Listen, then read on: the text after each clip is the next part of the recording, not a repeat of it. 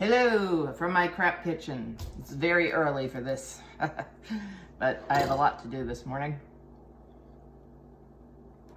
You know, I was thinking about what I should have done was look up in, online the pronunciation of Bœuf Bourguignon, but I did not. And my French pronunciation is pretty good, but the French are over fond of putting every vowel in the alphabet in certain words, and Bœuf Bourguignon is one of them. So if I'm mispronouncing it, I'm sorry. I just want to talk. Here's my onion. Now, look, the real recipe for Bœuf Bourguignon is to use pearl onions, but no. Pearl onions, they're very delicate and have a tendency to feel slightly slimy to me. Yeah, neither one of us really likes it. So, but I do love a red onion, so that's what I'm using. And I'm gonna chop that. And at the height of organization, I washed and dried my mushrooms yesterday. So that's great to have that done.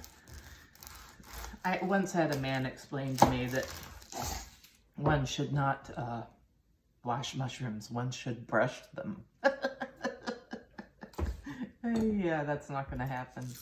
I'm not going to while away my hours brushing mushrooms. Okay, I want to talk about, first of all, I thought this would be a good time, oh, that was close, to talk about a few of my favorite things.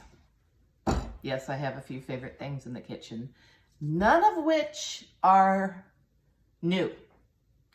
In fact, my very favorite thing in the kitchen I don't have, and that I never owned it either, but it was my Aunt Bev's paring knife. And she had used it to cook for over 50 years, and the blade was whittled down like a very thin razor. It was the most beautiful thing I have ever seen. And her chopping skills were extraordinary. Tragically, it ended up in her garbage disposal. It was the one thing I wanted from her. I didn't get it, the garbage disposal did. But I do have a couple of things of my own that I like. I want to talk about my spatula. Notice, thin. Again, I tend to like things that have some thinness in them. Thin and small. Small. It's very easy to flip an egg with this. Ancient.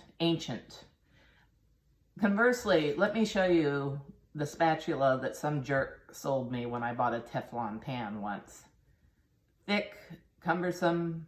There's the scooping quality. No, don't buy one of these. I don't care. Scratch up your Teflon pan if you have to. I would rather be put in jail probably than to go antiquing. I grew up with antiques. They're uncomfortable and horrible. But no, they're very pretty. There are a few that I like, but I digress. Anyway, I have no interest in shopping, whether it's for antiques or new stuff. And what I do recommend though is if you're going by a Salvation or Army or something, you might be able to find little gems like this, it's worth, looking for, even in those, too cute antique stores that they have, splattered around the countryside. It's worth it if you could find a spatula like this. Very handy. The other thing is, let's see, I've got measuring cups. See these? Very light. I guess they're tin yeah, they're tin. Cup, half cup, quarter cup. I like lightness. I like how thin it is. Yeah. Same thing goes for my loaf pans. Very thin, very light. They must be rubbed down with the dreaded Crisco and flour, when you bake a cake. That's the easiest way to get something not to stick. I have two of them.